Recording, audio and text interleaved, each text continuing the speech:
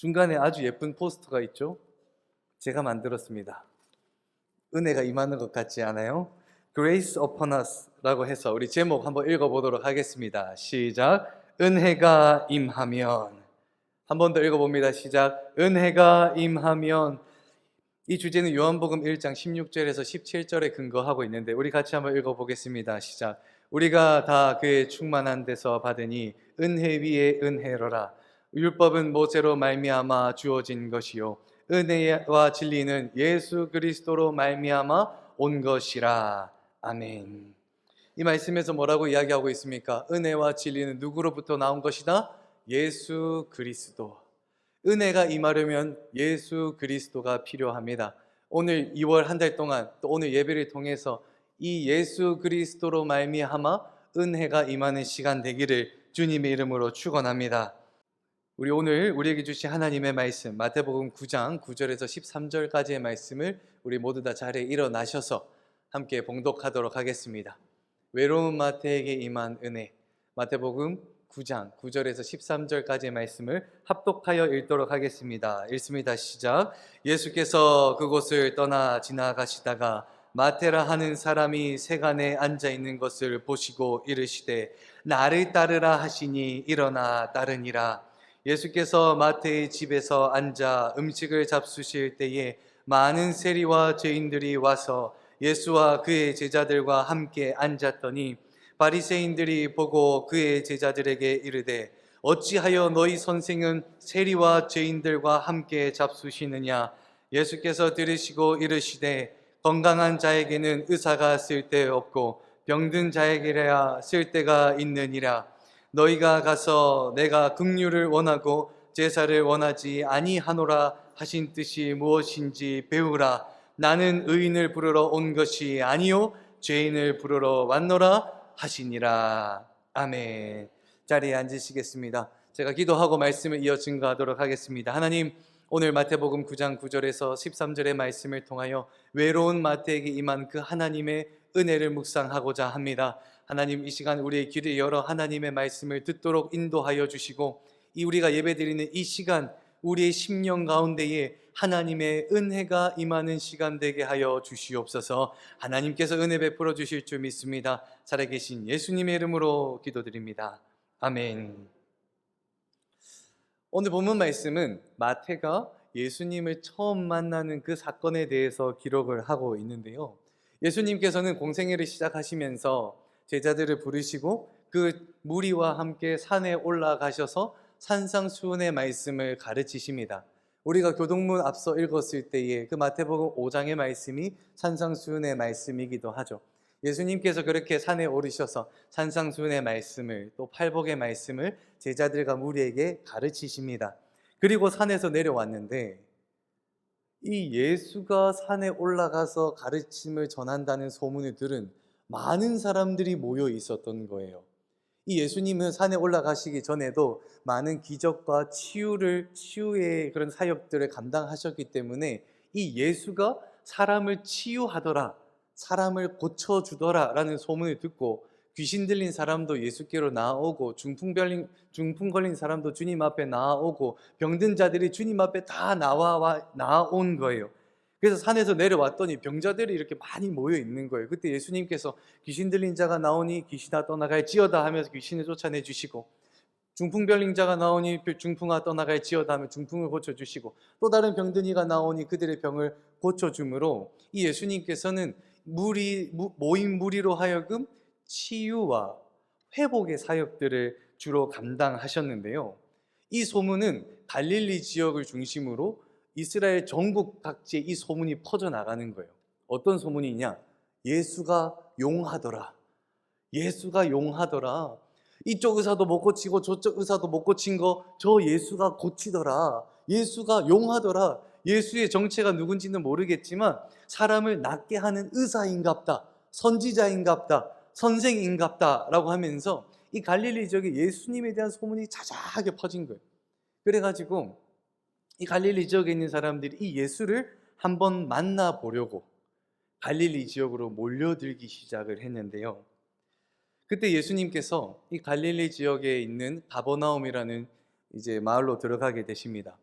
근데 이 가버나움 도시에는 이미 용하다고 하는 예수가 우리 마을에 온다는 것을 알고 있었어요.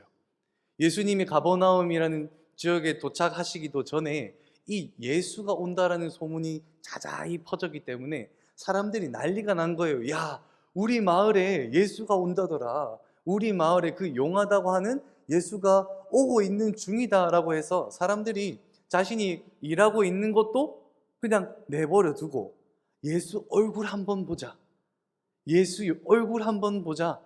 또 지병이 있는 사람은 예수 내가 꼭 한번 만나봐야 되겠다. 이 예수가 그렇게 용하다고 하는데 내가 한번 만나봐가지고 이 예수를 통해서 내 병이 좀 나아야 되겠다고 하면서 이 가버나움에 있는 지역에 있는 사람들이 예수님을 만나려고 다 몰려오기 시작하는 거예요. 예수님이 도착도 안 했는데 마을 입구까지 사람들이 다 몰려오기 시작하는 거예요. 이 상황이 오늘 본문 말씀의 상황인데요. 이 상황을 오늘날로 좀 비교를 해본다면 여러분이 직장에서 이렇게 일을 하고 있는데 여러분의 휴대폰에 문자가 띠링띠링 또는 카톡이 카톡 오는 거예요. 그래서 문자를 열어봤더니 문자 안에 그런 말이 있어요. 긴급 속보라고 해서 친구한테 연락이 온 거예요. 그 내용이 뭐냐? 원주 종합운동장에 BTS 멤버 어떤 누군가가 검정 모자를 쓰고 나타남. 감흥이 없으실 줄 알았어요. BTS를 잘 모르시죠? 제가 그래서 하나 더 준비를 했는데 대상을 조금 바꿔가지고 여러분 직장에서 일을 하다가 문자가 띠링띠링 왔어요. 옆집에 사는 아무개 권사님이에요. 근데 아무개 권사님 문자가 왔는데 긴급 속보. 원주 종합운동장에 임영웅이 콘서트 한다고 리허설 중. A 게이트로 오면 리허설 마치고 가는 길에 얼굴 볼 수 있음. 이걸 딱 문자를 보면 역시 좀 공감을 잘 하시네요. 역시 공감을 잘 하시네요. 그럼 여러분 이런 문자를 먼저 딱 받으면 우리 마음에 어떠한 생각이 먼저 들어요? 내가 직장 생활을 하고 일을 하고 있다 하더라도 내가 직장이 끝났을 때 아직 리허설 하면 내가 한번 가봐야겠다. 내가 한번 가봐야겠다. 만약에 임영웅의 극성팬인 영웅시대 사람이라고 한다면 그 문자를 받자마자 가게 문 닫아라. 일이 무엇이 중요한고 하면서 지금 당장 원주 종합운동장에 달려가지 않습니까? 이처럼 연예인이 근처에 올 때 우리는 한번 가볼까 하는 마음이 들었는데 1세기 당시에 예수는요 연예인을 뛰어넘는 용한 점쟁이이자 용한 의사였던 거예요. 아무도 낫지 못하는 나의 병을 고쳐줄 수 있는 예수가 나의 마을에 온다? 자기가 해야 되는 일도 내팽겨쳐 놓고 예수를 만나러 갔던 거죠. 그리고 예수가 누군지 너무 궁금한 사람도 있을 거예요. 요즘 같았으면 유튜브나 인터넷을 통해서 기사를 찾아보면 되지만 그 당시에는 소문으로 들었던 그 예수가 우리 마을로 온다는 그 이야기를 들었을 때 얼마나 그 얼굴이 보고 싶은지. 마을에 있는 온 동네 사람들, 옆집 아무개야 예수가 온단다. 누구야 예수가 온단다 라고 하면서 사람들을 다 데리고 지금 가버나움 입구 쪽으로 가고 있었던 거예요. 누구를 만나기 위해서요? 예수를 만나기 위해서. 이렇게 가버나움 지역이 예수님을 만나기 위해서 사람들이 모두가 한데 모여서 예수를 만나러 마을 입구를 향하고 있는데 이 와중에 오늘 말씀의 주인공은 마태. 이 마태는 무엇을 하고 있었다고 성경은 이야기하냐면 오늘 본문 말씀 9절 이 두 문단만 2절만 읽어보도록 하겠습니다. 시작. 예수께서 그곳을 떠나 지나가시다가 마태라 하는 사람이 세간에 앉아있는 것을 보시고 다른 사람들은 예수를 만나려고 다 가고 있는데 마태는 어디에 홀로 앉아 있었다? 세간에 홀로 앉아 있었다.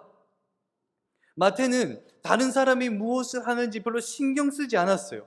다른 사람이 뭐라고 얘기하는지 어딜 가는지 신경 쓰지 않고 그냥 눈과 귀를 탁 닫고 자기 일에만 탁 몰두하고 있었던 거예요. 그것도 아무도 이야기하지 않는 외로운 자리에서 외롭게 그 일을 감당하고 있었는데요. 마태가 이렇게 사람들로부터 벽을 치고 사람들에게 관심을 갖지 않게 된 이유는 마태가 가진 직업과 밀접한 연관이 있었는데요. 마태가 가진 이 세리는 그 당시에 이스라엘이 로마 제국 관할 아래에 있었습니다. 그래서 로마가 이스라엘로부터 세금을 거두려고 세운 사람이 누구였느냐? 세리였던 거예요.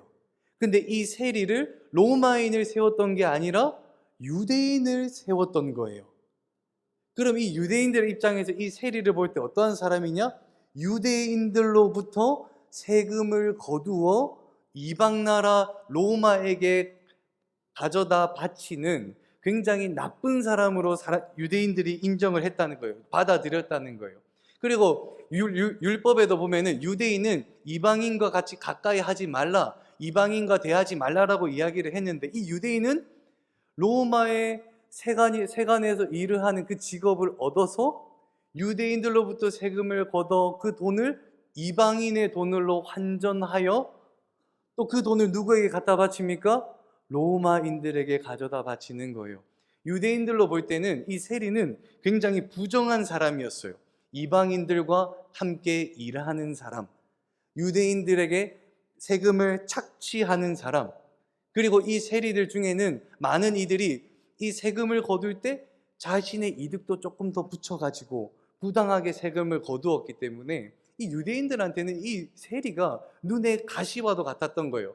틈만 있으면, 돌이 있다면 정말 던져서 해하고 싶을 만큼 나의 재산을 착취해가는 사람, 나의 재산을 부당하게 착취해서 자신의 재물을 쌓는 사람, 부정하게 우리의 재물을 걷어 로마 이방 나라에게 재물을 바치는 자라 하여 이 세리를 사람 중에서도 가장 낮은 사람, 노예 중에서도 가장 낮은 사람으로 여기며, 제가 1세기 문헌에도 찾아봤는데 1세기 문헌에 뭐라고 이야기하냐면, 이 유대인들아 세리에게는 거짓말하여도 된다라는 기록을 적어 놓을 만큼 이 유대인들한테 이 세리가 인간 이하의 취급, 인간이 아닌 사람, 부정한 사람으로 여겼던 것입니다.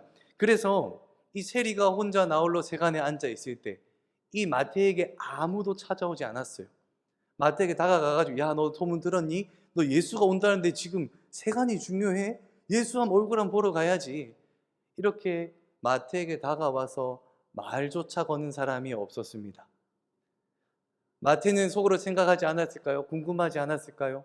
사람들이 다 몰려가는데 내가 예수 한번 얼굴 보고 싶기도 한데 하면서 그런 마음이 들지 않았을까요? 근데 마태는 사람들 무리에 섞이는 게 무서웠던 거예요. 왜냐? 유대인들이 많이 있을 것이고 그들과 함께 있으면 그들이 나를 향하여 손가락질하고 비판하고 비방하고 돌이 있으면 나에게 던지려고 하고 그런 삶을 평생 살아왔기 때문에 사람이 많이 모인다고 해서 그곳을 가지 않을 뿐더러 사람을 향한 이 벽을 단단하게 치고 그냥 외로이 홀로 세간에 앉아 세금을 계산하고 있었던 겁니다. 아무도 마태를 찾아오는 사람이 없었어요. 그때 그 외로이 홀로 앉아있는 마태에게 예수님이 찾아오십니다. 오늘 본문 말씀 9절 같이 한번 읽어보도록 하겠습니다. 시작. 예수께서 그곳을 떠나 지나가시다가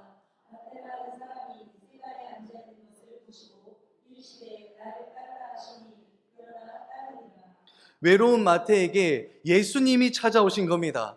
다른 사람들은 마태를 무시하고 비판하고 손가락질하고 외롭게 고립시키지만 그 고립된 마태에게 누가 찾아오셨냐?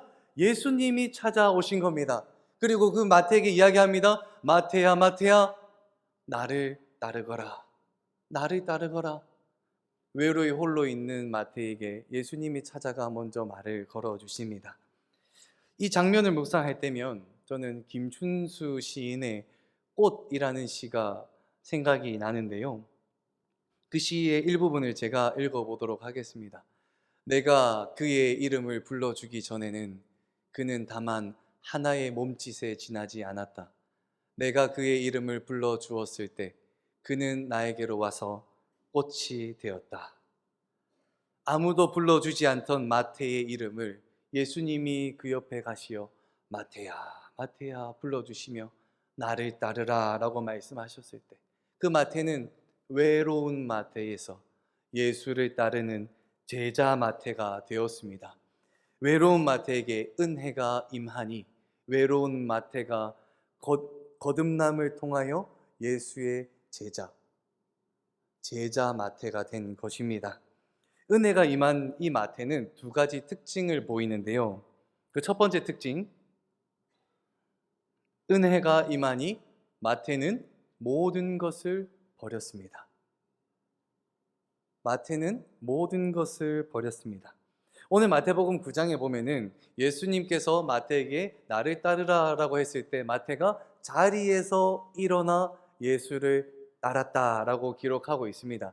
그런데 이 동일한 사건을 기록하고 있는 누가복음의 말씀에 보면요, 우리가 성경을 보면 마태복음 9장 9절 위에 보면은 마가복음 2장 13절에서 17절, 누가복음 5장 27절에서 32절이라고 해서 이 동일한 사건을 다른 복음서에서 다루는 것을 알 수 있는데, 이 마태가 일어난 사건을 누가가 기록한 그 누가복음의 말씀에 보면 어떻게 기록하느냐, 누가복음 5장 27절에서 28절에 그 후에 예수께서 나가사 레위라 하는 세리 마태가 세간에 앉아 있는 것을 보시고 나를 따르라 하시니 그가 모든 것을 버리고 일어나 따르니라. 그가 모든 것을 어떻게 했다고요? 버리고 일어나 따랐다.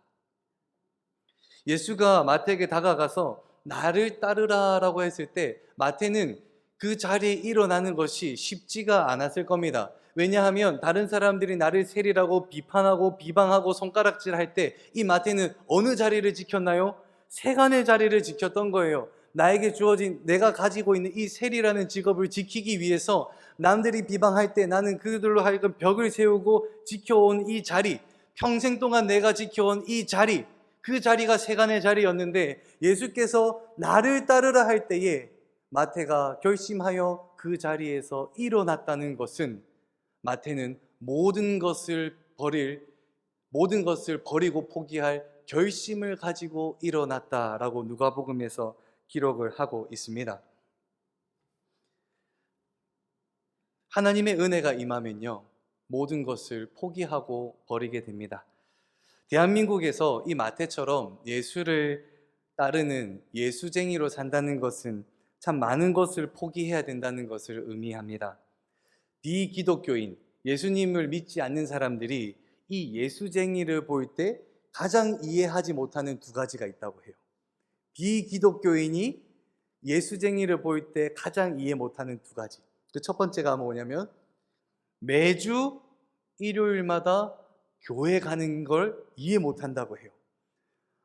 보통 한 번 또는 뭐 한 달, 두 달, 1년만 가는 건 이해를 하지만 평생 일요일 날에 교회 간다는 것을 이해를 못한다고 해요.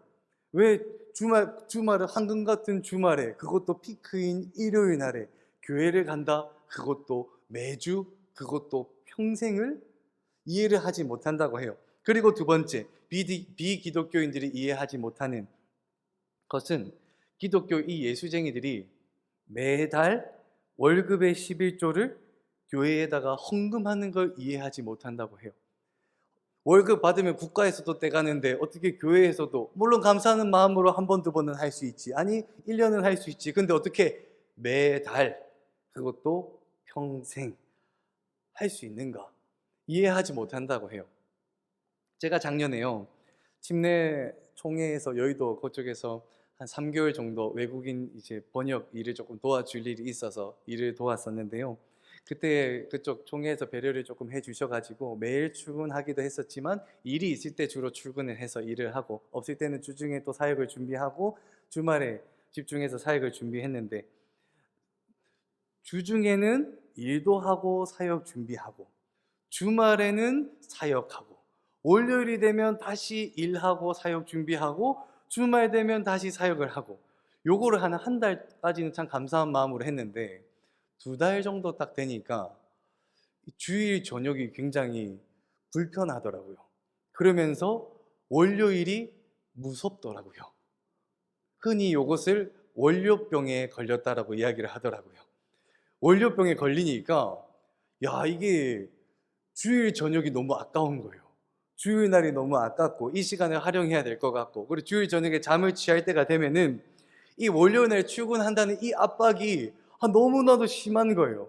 그러면서 제가 속으로 얼마나 회개를 했던 게, 우리 성도님들은 월, 화, 수, 목, 금 출근하고 토요일에 교회 나와서 청소하고 섬기고 주일에 예배드리고 또 월요일에 월, 화, 수, 목, 금 또 일하고, 제가 그때 이 출근을 하면서 성도님들이 정말 대단한 믿음을 가지고 계시는구나.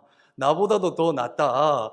이게 사역자들은, 교육자들은 월요일이라도 쉬지만 우리 성도님들은 쉬는 날도 없이 이렇게 교회를 섬긴다니 참 대단하시다 이런 생각을 했었는데, 이렇게 주중과 주말을 일을 하다 보니까 주말이 얼마나 귀한지를 알게 되더라고요. 어저께 우리 청년들 일일 수련회를 가졌는데요, 얼마나 프로그램을 알차게 구성을 해서 진행을 했던지. 제가 어제 예배를 인도하고 나니까 거의 한 11시쯤 되었는데 우리 청년들 프로그램이 2개인가 더 남았대요. 하고 나면 새벽 1시쯤 될 거래요. 제가 쉬면 이거 예배 졸겠는데 하는데 아직 눈을 잘 뜨고 있는 것 같아요. 감사하게도. 아마 잠을 못 잔 친구들도 있을 텐데. 그런데 그렇게 토요일 날에 청년들이 아침 일찍부터 모여가지고 예배 드리고 뜨겁게 기도하고 그리고 늦게까지 그런 프로그램을 하면서 말씀을 묵상하는 그 모습이 참 얼마나 귀하고 예쁘던지. 이 청년들한테는요, 이 주말이 특히 금요일 토요일은 정말 금쪽 같은 시간이거든요. 왜 금쪽 같느냐? 이 청년들이 금요일 토요일에 못 만났던 친구들을 만나서 약속을 잡고, 그래 친구 만나서 오늘은 이게 땡기네, 또 여기에는 이게 맛집이다 하더라 하면서 맛집을 찾아다니고 맛있는 음식을 시켜서 스트레스를 풀고, 또 그리고 집에 와서는 넷플릭스를 등 해서 켜가지고 넷플릭스 영화 한 편 보면서 육신의 쉼을 취하는 게, 이게 청년들한테는 금쪽 같은 시간이거든요. 그런데 이 금쪽 같은 시간을 포기하고 이 시간을 하나님께 드린다는 것은 내가 누릴 수 있는 것들을 포기할 때 가능합니다. 친구들과의 약속을 포기하고, 맛집 투어를 포기하고, 육신의 쉼을 포기할 때 가능한 일입니다. 우리 청년들이 어떻게 그것을 포기하며 수련회를 할 수 있었습니까? 그들 가운데 은혜가 임했기 때문입니다. 은혜가 임하니 내가 당연히 누릴 수 있는 것도 포기하고 예수님께로 나아가는 것입니다. 오늘 우리가 드린 예물도 마찬가지입니다. 내가 당연히 누려도 되는 거고 내가 당연히 써도 되는 것인데 이것을 포기하고 하나님께 드리는 예물입니다. 여러분들이 이 자리로 나올 때 예수쟁이라는 이유만으로 참 많은 것을 포기하고 이 자리에 오셨습니다. 짧게는 10년, 또 길게는 20년, 또 더 나아가서 평생을 그냥 포기하는 삶을 살아오셨을 수도 있습니다. 그런데 우리는 왜 예수쟁이로 이렇게 내가 당연히 누려야 될 것도 포기하고 나의 즐거움도 포기하고 나의 육신의 쉼마저도 포기하는 삶을 살아야 되느냐? 왜냐하면 예수가 자신의 생명을 내어주심으로 우리에게 은혜를 내어주셨듯이 우리가 우리의 삶을 내 것이 아닌 하나님의 것으로 내어드릴 때에 예수님이 영광 받으시기 때문입니다. 우리가 우리의 것을 포기할 때 예수님이 영광 받으시는 줄로 믿습니다. 내가 당연히 누려야 되고 내가 당연히 써도 될 것을 하나님 앞에 포기할 때 그 포기한 우리의 믿음을 보시고 하나님이 기쁨 가운데 영광 받으실 줄로 믿습니다.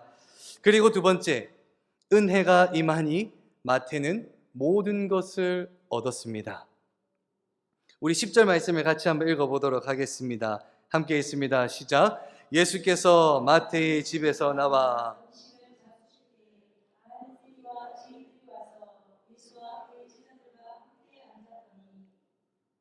마태는 예수를 따르기로 작정하고 자신의 집을 열어 예수님과 제자들 그리고 무리들을 자신의 집으로 초청했다라고 이야기합니다.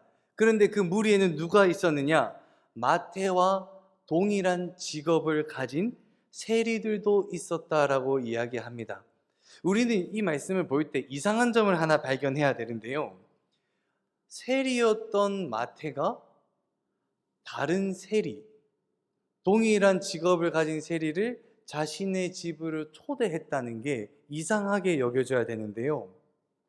이스라엘에서 가장 천한 직업이 뭐라고 했었죠? 바로 이 세리라는 직업이었는데 이 세리는 사람들보다도 더 일반 평민보다도 노예보다도 더 낮은 취급을 받으면서 사람들에게 손가락질을 당하고 모함을 당하고 조롱을 당하고 또 돌이 있다면 돌을 들어서 던질 만큼 굉장히 멸시하던 직업이 세리였거든요. 그런데 이 세리의 직업을 가지고 있던 마태가 또 다른 세리를 초대하여 자신의 집으로 데리고 온다는 것은 굉장한 위험을 부담한다는 의미가 됩니다. 왜냐하면 세리가 한 명이 있을 때 아무렇지 않다 하더라도 세리가 2명, 3명, 4명, 5명 여러 명이 모이게 되다 보면은 이 세리를 향한 부정적인 마음을 가지고 있는 사람들이 이렇게 생각할 수도 있지 않았을까요? 이때가 기회구나. 세리들이 1명도 아니고 5명이나 모여 있으니 10명이 모여 있으니 이때가 기회다 하여 돌을 들고 사람들과 주동하여 그들을 죽일 수도 있는 상황이 될 수도 있었을 것입니다. 마태는 평생을 세리로 살아왔기 때문에 평생을 사람들로부터 조롱당하면서 살아왔기 때문에 이 위협을 누구보다도 잘 알고 있었어요. 그런데 이러한 세리 마태가 자신의 집을 열어 다른 세리들을 초대한다는 것은 굉장히 이상한 일이자 굉장히 위험을 부담하는 일이었습니다. 그런데 그 이유를 누가복음 5장 29절에서 찾아볼 수 있는데요. 우리 같이 한번 읽어보도록 하겠습니다. 시작.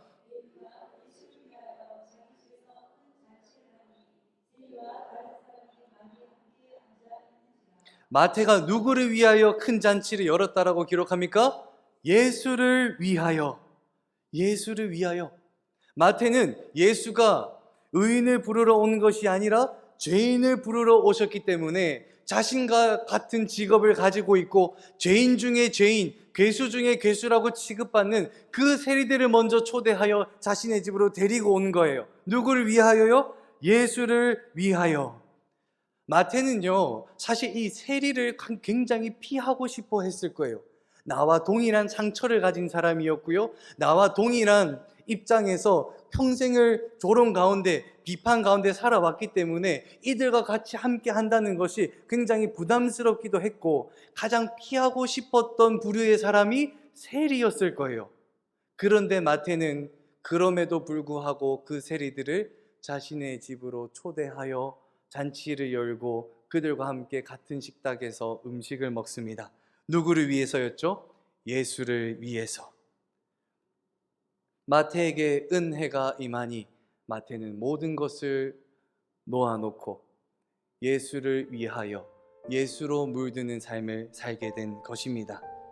세상이 우리를 어떻게 평가하고 바라본다 할지라도 우리가 예수를 위해서 이 세상을 우리의 가슴으로 품을 수 있는 단 한 가지 이유는 잡초 같던 우리 인생에 예수님이 찾아오셔서 우리의 이름을 불러주시며 꽃이 되게 하셨기 때문입니다. 말씀을 정리합니다. 마태에게 은혜가 임하니 마태는 자신의 모든 것을 버리고 예수를 위하여 예수만 붙드는 삶을 살게 되었습니다. 마태가 자신의 모든 것을 버리니 예수 그리스도가 그의 삶을 채워주셨습니다. 그 동일한 은혜가 우리 가운데 임하기를 주님의 이름으로 축원합니다.